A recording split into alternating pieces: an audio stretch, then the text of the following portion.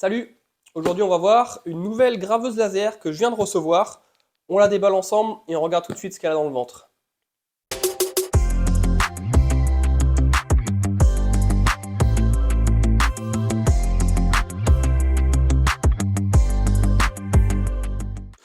Alors, cette machine m'a été envoyée gratuitement par Longueur. On voit ici, Longueur. Donc, normalement, il n'y a rien de noté. Normalement, c'est la Ray 5 10 watts. Donc, j'en ai testé une il n'y a pas très longtemps de chez Vevor qui était en 5 watts. Donc, celle-là, normalement, elle va être un peu plus puissante. Donc, ça devrait permettre de couper un peu plus épais et de gagner aussi en rapidité sur les gravures. Donc, on va voir ça si c'est le cas. Donc, voilà, il y a un petit manuel. Ok. Bon. Avec le détail de ce qu'il y a dedans. Ça marche. Ok, on s'en fout. Hop. Bon, sinon, c'est bien emballé. On va vérifier que c'est bien la 10 watts. Alors, je ne sais pas si c'est noté dessus. 10 watts, donc c'est bon, c'est bien le module de 10 watts. Donc on a un petit peu comme sur toutes les machines de ce style, le câble USB, des lunettes de protection, quelques petits échantillons, et puis bah, tout ce qui est outils pour le montage et la maintenance. Hop, hop, ça c'est les câbles. Ok. Donc je te sors tout ça et on l'assemble ensemble.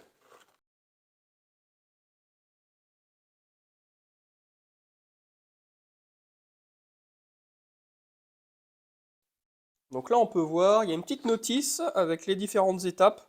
Bon, c'est en anglais, hein, comme d'habitude sur ce type de machine. On n'a pas des notices multilingues, forcément. Après, on va regarder, il y a un QR code ici. On va regarder tout de suite ce que c'est. Donc, on va tester ce QR code ensemble. Je le scanne. Ça nous emmène vers un lien YouTube. Et quand on l'ouvre, eh bien, en fait, on retrouve les étapes de la notice en vidéo, donc une petite vidéo qui dure 11 minutes, donc qui peut être intéressant de regarder pour se faciliter la tâche pour le montage. Voilà, allez, moi je vais me contenter de la notice, ça devrait le faire, on va regarder si avec la notice ça suffit, et puis je te mets ça en accéléré.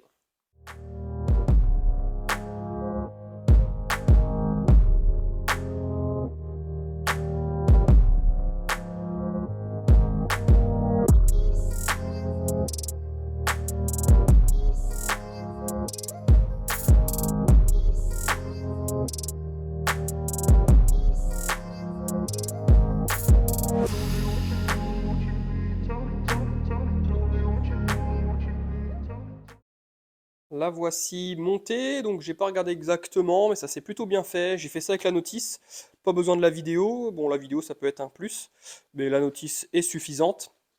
Donc la voilà montée, j'ai regardé à peu près, j'ai dû mettre une demi-heure à la monter. Donc pas grand chose, hein. On monte les quatre côtés, on monte l'axe ici, il y a juste les courroies à mettre de chaque côté, et puis les branchements électriques. Enfin voilà, c'est vraiment très très simple. Il faut juste regarder la notice pour savoir quelle vis mettre à quel endroit. Il y a aussi quelques butées, il y a une butée à mettre là, l'autre elle était mise déjà, donc qui permettent d'avoir des butées mécaniques. Il n'y a pas de fin de course. Sur ce type de machine, dans cette gamme de prix, c'est rare qu'il y en ait, bon là il n'y en a pas. Donc ça veut dire qu'on n'aura pas de mise à l'origine automatique, il faudra la faire manuellement. Là, je vois que les barres sont graduées, alors je sais pas du tout, c'est la première fois que je vois ça, je sais pas si ça existe sur d'autres machines. Après moi je suis pas un expert en découpe laser, c'est ma deuxième machine et sur la première, la Vevor là, que je vous ai présentée dans une vidéo dédiée, je vous mets le lien ici si ça vous intéresse. C'est la deuxième machine et j'ai encore très peu utilisé la première. Ça peut être intéressant la graduation pour la mettre à peu près au bon endroit.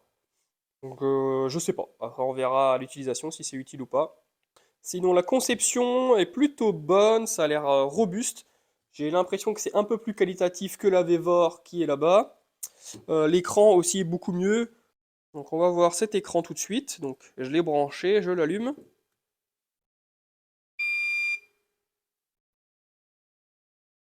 Et donc là on a un écran couleur qui semble être tactile. Voilà.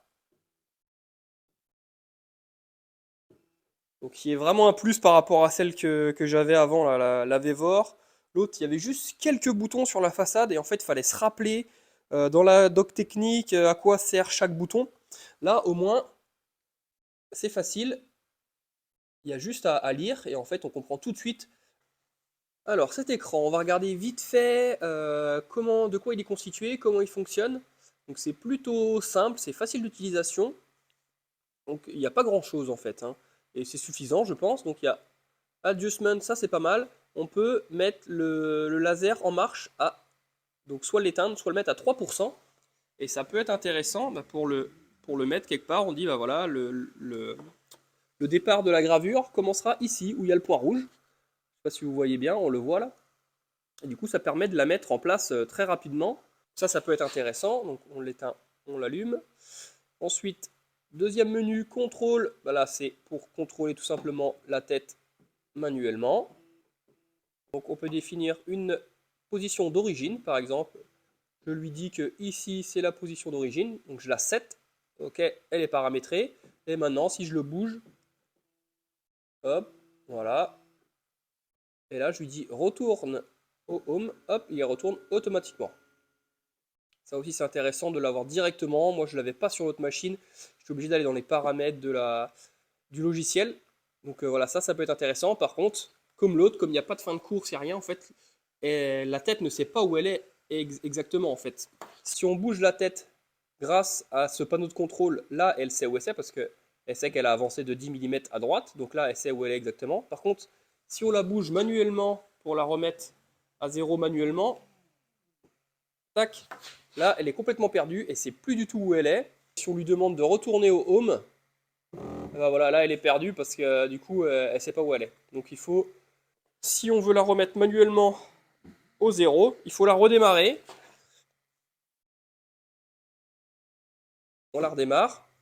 Et on va voir sur l'écran, ça va marquer 0, 0. En fait, elle se reset à x00 bah, au démarrage. Donc voilà, ça c'est à savoir. Ensuite, gravure. Là, c'est pour ouvrir les fichiers. Là, j'ai rien mis. Et après, Tool, ça c'est bien. Donc, je l'ai connecté à mon Wi-Fi. Donc, on va voir si ça marche. Et puis voilà, c'est à peu près tout. Ici, on a le bouton on-off, l'alimentation ici, le port pour la carte SD et la connexion USB. Alors, avec la machine, il est donné donc une carte micro SD avec un adaptateur USB. Donc, on va regarder ce qu'il y a dessus. Je ne sais pas du tout. Alors, voici ce qu'il y a sur la clé USB, logo Ray, donc là ça doit être c'est des G-codes, donc là il y a comment dire, des fichiers, donc on va regarder ce que c'est après.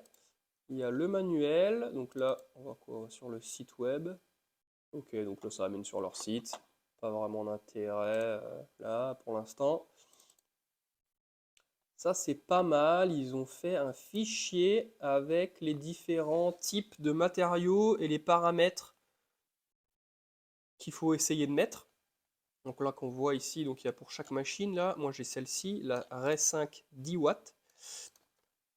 Et donc on voit en fonction du matériau et de ce qu'on veut faire. Donc là on a basswood, hardwood, donc c'est bois dur, bois tendre, ungrave, gravure. Donc si par exemple je veux graver un bois dur, je sais pas, on va dire du chêne par exemple, donc avec la longueur Ray 5 10 watts, bois dur gravé, il met 40% de puissance à 2000 mm/minute. Ensuite, pour de la découpe, donc lui il met, ah oui, il met en fonction de l'épaisseur aussi. Donc là, du bois tendre, là il ne met pas du hardwood forcément. Du pain de 15 mm. Ah oui, tu as le nombre de passes. Donc normalement, pain 15 mm, 100%, 100 mm/minute en 3 passes. Et là, ils te mettent, pour couper du 15 mm, il faut réduire la focale de 1 à 3 mm. Justement pour que ta focale elle soit un peu plus centrée dans l'épaisseur de ton bois, pour optimiser, je pense, la découpe. 15 mm, là j'y crois vraiment pas. Là, 15 mm en 3 passes. Et il te met en une passe, tu es censé couper du 8 mm. Bah écoute, on va essayer. Hein. Eh bien écoute, on verra, on va voir ici si les promesses sont tenues. Ça permet au moins d'avoir vraiment un comparatif entre ce que la machine est théoriquement capable de faire et ce qu'elle va vraiment faire. Donc là, j'ai inséré la carte micro SD et c'est là que je me rends compte, en fait, c'est vrai que dans l'autre, je n'avais pas de lecteur de carte micro SD comme celui-ci. Donc en fait, et en plus, comme le Wi-Fi ne marchait pas, j'étais obligé de la brancher en USB à mon PC.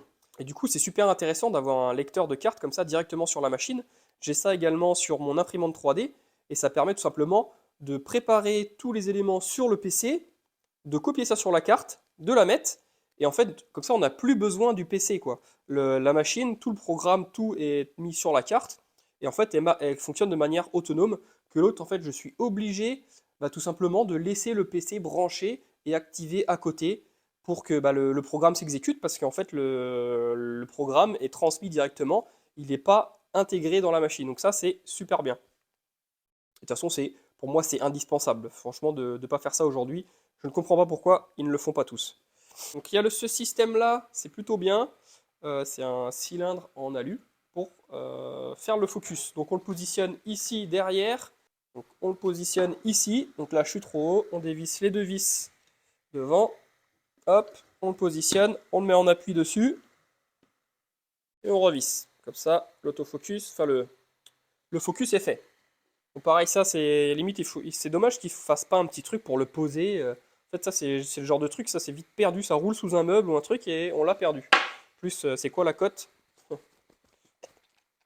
Je suis sûr, c'est une dimension à la con. Ah non, c'est 50. Bon, au moins, si tu as besoin d'en refaire un, tu coupes un bout de n'importe quoi de 50 mm et t'es bon. Donc je le lance direct. Je sais pas ce que ça va donner, on va voir. Framing, ah c'est bien ça aussi. On a un système de cadrage de la gravure pour savoir sur quelle surface elle va se graver. Pas mal. Donc là on voit, c'est tout petit. Et là si je fais OK, hop c'est parti. Donc là c'est bien, on voit l'avancement de la gravure. Donc là on est à 49, 50%. On voit les paramètres, donc il y a une passe, on voit la position et on voit aussi la vitesse et la puissance. Donc la puissance ici et la vitesse. Et en fait on peut le paramétrer en cours de gravure. Si on voit que c'est pas adapté, on va essayer de voir, est-ce que je vais baisser par exemple la puissance. Hop, je vais baisser à 90%, parce que je sais pas, j'estime que la gravure elle serait mieux à 90%. Tac, hop, et ça ajuste en direct, donc 90%, 100% en vitesse. Ça c'est très intéressant parce qu'on voit vraiment l'avancement, où ça en est, et les paramètres en direct. Comme ça on est sûr d'être bon, parce que ça m'est déjà arrivé de lancer des gravures avec des paramètres, en croyant avoir mis des paramètres, et en fait je laisse la gravure, je pars, je vais faire autre chose, et en fait la gravure, bah non, les paramètres étaient mal mis, et ça correspondait pas à ce que je voulais.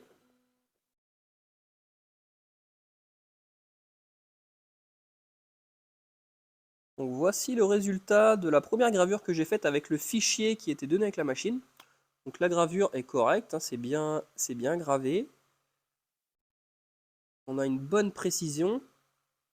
Après là c'était des fichiers qui sont optimisés pour cette machine, ils te les donnent avec, donc forcément qu'ils ont fait des tests, j'espère, pour que ce soit bien optimisé.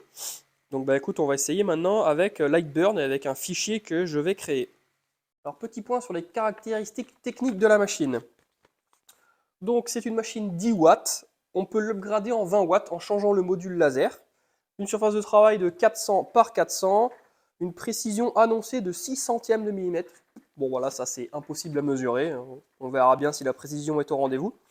Une vitesse de gravure jusqu'à 10 000 mm minute. Et du coup, elle nous fait des belles promesses cette machine. Elle promet de couper jusqu'à 20 mm de bois et 30 mm d'acrylique. Franchement, honnêtement, moi j'y crois pas du tout. Franchement, on va voir dans les tests. Donc j'ai pas d'acrylique de 30 mm, par contre j'ai du bois de un petit peu toutes les épaisseurs. Si elle arrive pour moi déjà à couper du médium de 10 ou du CP de cette épaisseur-là, ce sera déjà bien. Si elle arrive vraiment à couper du CP de 15, franchement c'est top, c'est inattendu pour moi. Donc de toute façon on va faire des tests et puis on va voir si elle tient ses promesses ou pas. Et si elle ne les tient pas, jusqu'où on peut l'emmener en termes de découpe.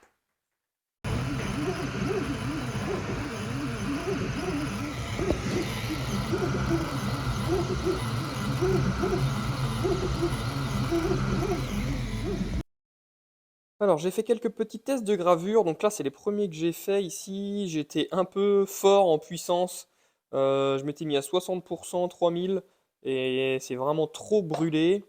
Donc ici j'ai refait la même gravure, ça c'est une photo que j'ai trouvée sur internet, voilà, un peu au hasard. Et là du coup là j'ai vraiment modifié les paramètres, je suis passé à 6040%, donc c'est quand même relativement rapide et faible puissance. Et là on a une belle gravure. Elle est bien contrastée avec les nervures du bois et le fil Forcément, ça fait pas une gravure nette, c'est obligé. Mais sinon, franchement, les nuances sont vraiment belles. On a vraiment de beaux détails. On peut voir ici, pareil, j'ai fait plusieurs tests. Donc celui-ci, c'est le plus beau. Et là, pareil, on voit qu'on a une belle gravure, propre, précise, avec les petits détails dans les ailes. Donc voilà, niveau gravure, en tout cas, c'est nickel et fait de belles gravures. Alors là, on va faire un maxi test découpe. On va essayer de couper 1, 2, 3, 4, 5, 6, 7, 8 matériaux de type et d'épaisseur différentes. Donc je me suis fait avec la découpeuse laser des petits supports en fait qui permettent de rattraper l'épaisseur pour avoir toujours le focus au même endroit. Donc ici tout est au même endroit et après sur la machine ils mettent qu'à partir de 10-12 mm il faut réajuster le focus pour qu'il soit entre 1 et 3 mm plus haut. Donc en fait ici elles sont un petit peu plus hautes pour espérer couper. Donc là couper du 15 mm j'y crois pas du tout. On est en CP peu plié donc qui devrait être normalement assez tendre. Franchement déjà quand j'ai vu pour faire mes trucs le carton j'ai déjà un peu galéré qui fait 6 mm. Donc autant te dire que si j'arrive à couper du 5, ce sera déjà pas mal à mon avis. Donc je vais faire plusieurs lignes. Donc j'ai prévu tout simplement des lignes. 5 lignes, donc à 100% de puissance, 100 mm minute. Et tout simplement j'ai fait un passage, deux passages, trois passages, quatre passages, 5 passages. Donc la ligne bleue, je vais faire 5 passages à puissance max et à vitesse quasiment minimale. Donc on va voir si on arrive à couper quelque chose.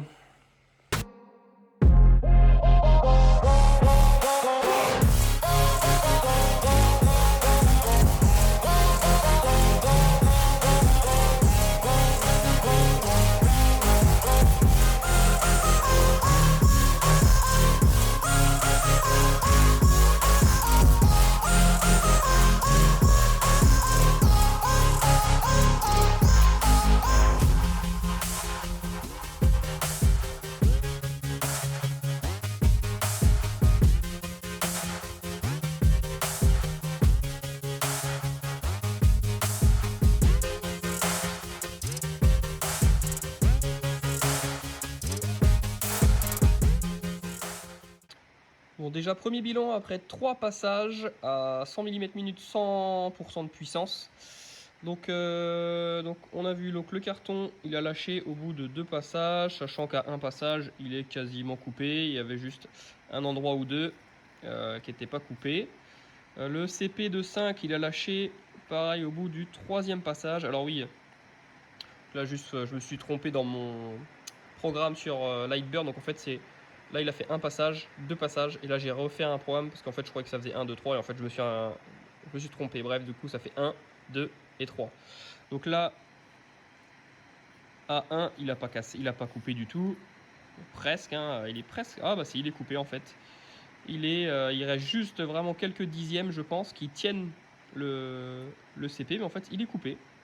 C'est plutôt pas mal. Et puis, bah forcément, A2, il a coupé. Il a coupé pareil, il restait quelques fibres qu'il tenait. Et à 3, il a coupé et il est tombé. Le médium, je pense que c'est coupé, sauf que pareil, il y a quelques fibres qui doivent tenir derrière. Oui, voilà, comme c'est du mélaminé derrière. On voit, voilà, ça y est, à peine je l'ai pris, ça y est, il a cassé. Donc A1, même à un passage, ça suffit en fait. Le médium de 3, il reste juste vraiment... Je pense que si j'avais pas de mélamine derrière, ça l'aurait fait du premier coup. Sauf qu'en fait, la mélamine, ça tient un petit peu. Donc là, c'est coupé. Ça, le plexi, je crois que je vais arrêter. Ça marche pas du tout. Je pense que le plexi que j'ai est pas du tout adapté. Je sais pas ce que c'est. C'est un bout que j'avais à traîner. Je sais pas du tout ce que c'est comme matériau. Et je pense que c'est pas du tout adapté pour la découpe. Parce que là, ça crame, ça fond, mais ça coupe pas du tout. Donc, pour l'instant, on est pas mal. De ce côté-là, on a atteint les objectifs que je m'étais fixé. Couper du 5 en 2 passages, qui est plutôt pas mal. Le 8... Je sais pas trop où il en est. On va juste regarder derrière. Ah, on voit qu'au 3e passage, ça commence. Donc on va voir. Peut-être qu'avec 4 passages, on va y arriver à le couper. Parce qu'il reste beaucoup. Je sens que c'est prêt à lâcher, mais je vais pas y toucher pour l'instant.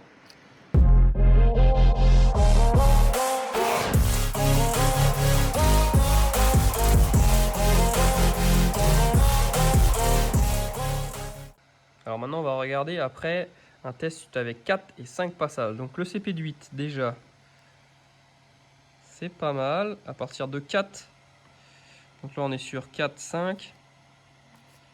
Hop, 4 ça coupe. Ok, la coupe est plutôt pas mal. C'est un peu brûlé en dessous, mais pas tant que ça. Celui-ci, ah non, pas du tout. On est presque. Ah, on y est presque, hein, mais c'est pas encore ça. Il faudra un passage de plus pour le 10.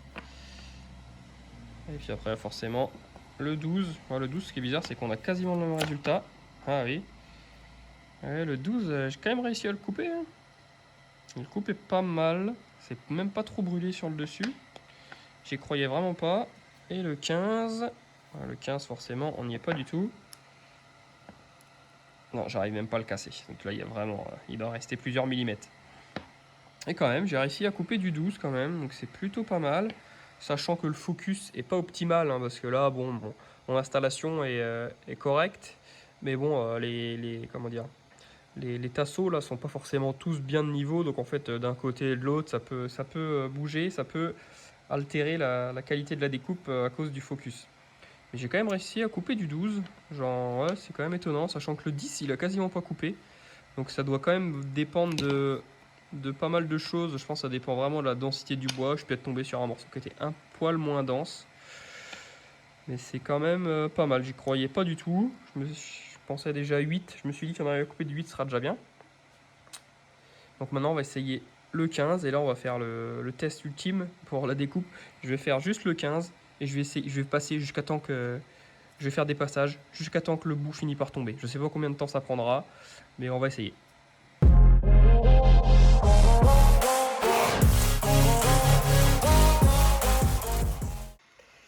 Bon voilà, j'ai fait mon test avec le CP peuplier en 15 mm d'épaisseur. Et donc là, ça n'a pas coupé, ça a coupé une partie ici. Et j'ai dû forcer vraiment beaucoup pour casser. Du coup, ça a cassé, ça n'a pas coupé les derniers millimètres. De toute façon, voilà, on atteint vraiment largement les limites de cette machine. C'est quand même pas mal parce que c'est quand même pas tout cramé quoi. Alors après je sais pas si c'est le peuplier qui fait ça ou quoi, mais ça reste quand même propre. Souvent quand tu fais beaucoup de passages, ça a tendance à te faire un truc cramé dégueulasse ici là. Sur la partie du dessus, ça a tendance à te creuser un V. Là on voit. Hop. Donc là quand tu fais beaucoup de passages, ça a tendance à te faire un V en fait, creuser vraiment au niveau du passage à force de passer toujours au même endroit. Et là franchement la coupe est quand même vraiment propre, ça crame pas. Alors je sais pas si ça vient du peuplier ou si c'est la machine qui fait ça, j'en sais rien. En tout cas, toujours est-il, après 20 passages, ça ne marche pas. Je m'en doutais quand même un petit peu. Sur leur site, ils arrivent à couper un bout de bois, on voit de 20 mm soi-disant. Quand tu vois la machine, elle arrive à le couper assez facilement, d'après ce qu'on voit sur la vidéo, donc c'est pas du tout la réalité. De toute façon, ces machines-là, c'est plus pour faire de la gravure que de la découpe, mais je voulais connaître un petit peu ses limites dans le domaine, sachant qu'on arrive quand même à couper du 10, 12. C'est déjà pas mal. 8 pour moi, c'est déjà correct, parce qu'avec 8, ça me permet de mettre soit une fraise à roulement, le roulement de la fraise pour recopier avec ma défonceuse, ou alors de se mettre en appui avec ma bague de copiage. Parce que j'ai regardé ma bague de copiage, elle dépasse d'environ 7 mm de mon plateau de défonceuse. Et donc ça veut dire que 8 mm, ça peut le faire. Donc ça peut être intéressant pour me faire des petits gabarits. C'est ça que je cherchais en fait. Donc voilà. Alors là, je suis en train de faire un test de gravure sur de l'acier. Donc on va voir là, le temps qu'on fasse le bilan. Normalement, la gravure devrait terminer. On va voir un petit peu le rendu que ça va faire sur de l'acier. Parce que normalement, c'est censé pouvoir graver de l'acier. Donc on va voir. Donc alors, on va faire un petit bilan sur cette machine. Donc écoute, on va faire les plus et les moins. Déjà les plus, je trouve qu'elle est relativement rapide et précise. On a vu qu'on arrivait à faire des gravures, des belles gravures. Et je suis également surpris par sa capacité de découpe, même si elle n'atteint pas ses promesses qu'on peut voir dans ses documentations techniques. Donc on arrive quand même à couper 10-12 mm, même si c'est très long et voilà, il faut faire plusieurs passes. Mais quand on a besoin de faire de petites choses, moi ça va me servir pour faire des petits gabarits. Et bien là, au moins, on lance le programme, ça découpe. On la laisse travailler dans un coin pendant qu'on fait autre chose. Et puis après, on a un gabarit qui est nickel, qui est précis et qu'on peut utiliser après, par exemple, avec une défonceuse sur du bois massif ou sur autre chose. Sinon, autre point positif, c'est sa conception. Elle semble plutôt robuste. Son écran est top. On a vraiment les infos qu'il faut. On peut aussi la contrôler manuellement, activer, désactiver le laser, la déplacer. Et aussi, on a également comment dire, les infos en cours de gravure sur l'avancement de la gravure, les puissances, les vitesses. Donc franchement, ça c'est top. Niveau utilisation, ça simplifie beaucoup la tâche comparée à ce que je peux avoir sur la Vevor, où la Vevor, ça reste quand même très complexe. Celle-ci, elle est beaucoup plus facile d'accès pour des personnes qui n'ont pas du tout l'habitude de travailler avec ce type de machine. Franchement, c'est relativement intuitif et c'est facile d'utilisation, beaucoup plus que l'autre. Et sinon, on va passer au point négatif. Sur cette machine, gros point négatif, il n'y a pas de fin de course, donc il n'y a pas de remise à l'origine automatique. Après, ça reste une machine d'entrée de gamme. Donc sur ces machines de ces prix, sur ces machines de ces gammes-là, c'est rare qu'il y en a. Celle-là ne fait pas exception, elle n'en a pas non plus. Et sinon, autre point négatif, c'est qu'elle ne tient pas totalement ses promesses, même si elle a quand même des capacités qui sont correctes. Par rapport, il y a quand même un delta entre ce qu'elle promet et ce qu'elle fait réellement. Donc au global, plutôt un bilan positif. Je suis satisfait de cette machine, elle marche très bien. Après, pour son prix, je trouve qu'elle est correcte. On la trouve autour des 300 € environ. Ah oui, une petite chose que j'avais oublié, que je rajoute au dernier moment au niveau du montage. Longueur m'a contacté pour me confirmer qu'il y avait une réduction sur ces produits, là, sur la graveuse laser 10 watts. Donc si vous suivez le lien qui est en description et vous utilisez le code qui est également en description, vous pouvez avoir 50 $ de remise sur l'achat de cette machine. Donc actuellement, à l'heure où je vous parle, elle est à 319 $. Ça vous la fait à 269 $, ce qui est à peu près 250 € avec la livraison gratuite. Alors comme je vous l'ai dit, je ne suis pas un expert dans la gravure laser. Je ne sais pas si c'est une super affaire. En tout cas, moi j'estime qu'à 250 €, si vous voulez vous équiper d'une machine comme celle-ci, je pense que ce n'est pas une mauvaise affaire en tout cas.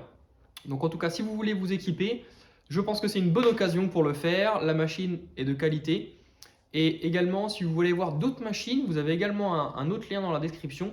Il propose des promotions pour les Black Friday, donc là sur fin novembre. Donc voilà, n'hésitez pas à aller voir.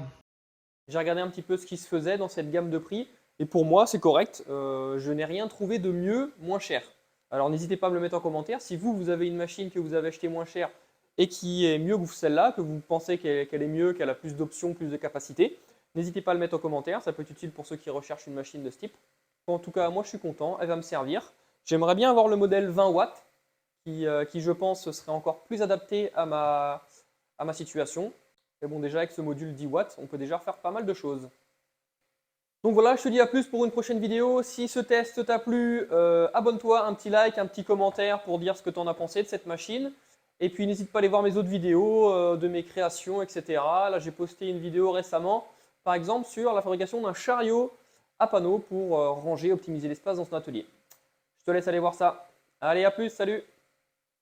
Le test de gravure sur acier est très concluant. Donc là, j'ai fait 2 essais. Il disait qu'il fallait mieux peindre ou mettre un coup de marqueur sur l'acier avant de le graver. Donc là, j'ai fait une partie avec marqueur noir et là sans marqueur noir. Et je me suis dit peut-être que ça va pas du tout graver. Et au final, ça grave. On voit quasiment pas la différence. On dirait que celui-ci, il est plus sombre. Il doit peut-être être mieux gravé. En tout cas, la tenue est nickel. On voit que c'est pas juste du noir qui est mis dessus. C'est vraiment gravé. On peut gratter. Ça bouge pas d'un poil. Donc franchement, c'est pas mal. On peut graver de l'acier. Et le résultat est nickel.